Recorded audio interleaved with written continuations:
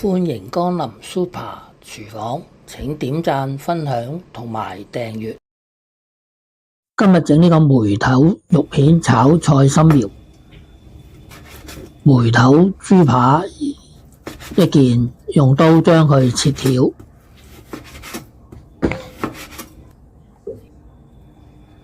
攞一隻碗出嚟，落1茶匙嘅生粉。2茶匙嘅糖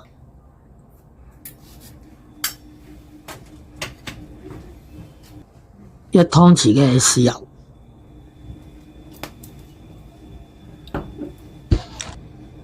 ，1茶匙嘅花雕酒，少許嘅生油，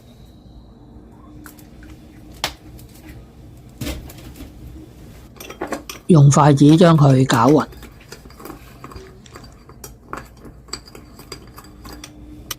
跟住放入已切好嘅豬肉片，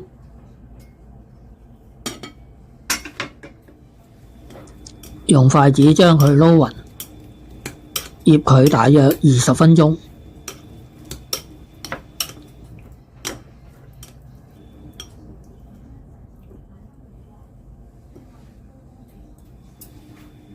切數塊薑片備用。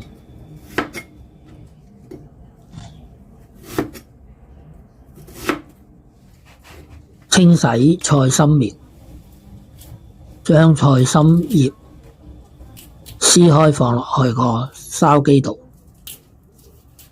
啲花唔要，啲梗亦都分開，摘完一條，再摘另外一條。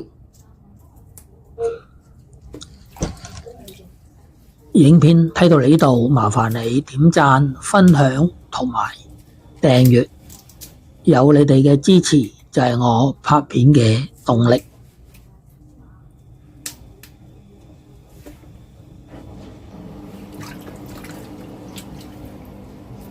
話咁快，啲菜心都差唔多摘晒啦。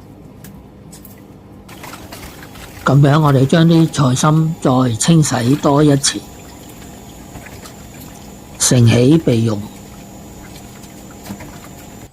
開中火落油，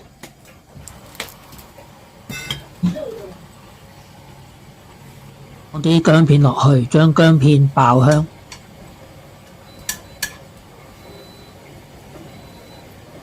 薑片爆香後，我哋加入豬肉片，用筷子將佢鬆開，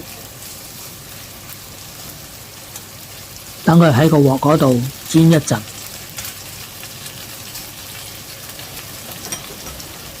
見到啲肉片一邊都開始慢慢焦香咗啦，咁我哋就反轉再煎另外一邊。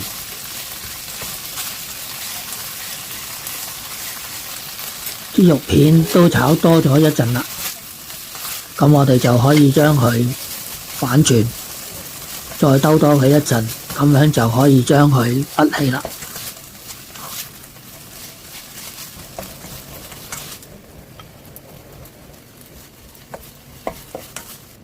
用返同一隻鑊，放啲菜心梗落去，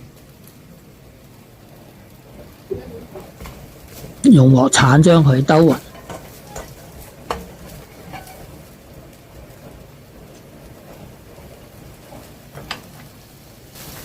加入少少水，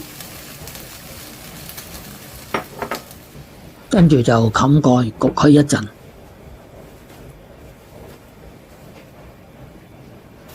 啲菜心梗已經焗咗一陣啦，咁我哋就放埋啲菜葉落去，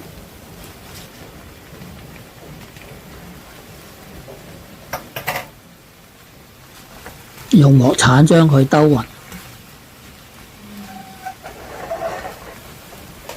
落少少鹽、少少糖，炒佢一陣，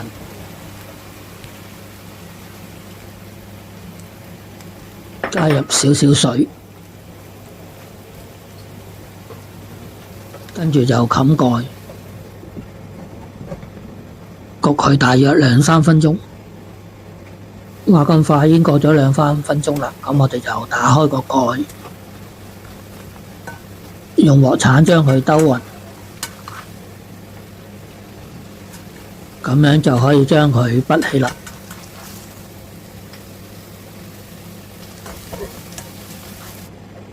用返同一隻鑊，放入煮熟嘅肉片落去，加少少水，再焗多佢一陣，等啲肉片全熟啦。咁樣我哋就將啲肉片放入啲菜心苗入邊，一碟好好味嘅梅頭肉片炒菜心苗，咁樣就完成咗啦。睇完片之後記得畀 like、分享同埋訂閱。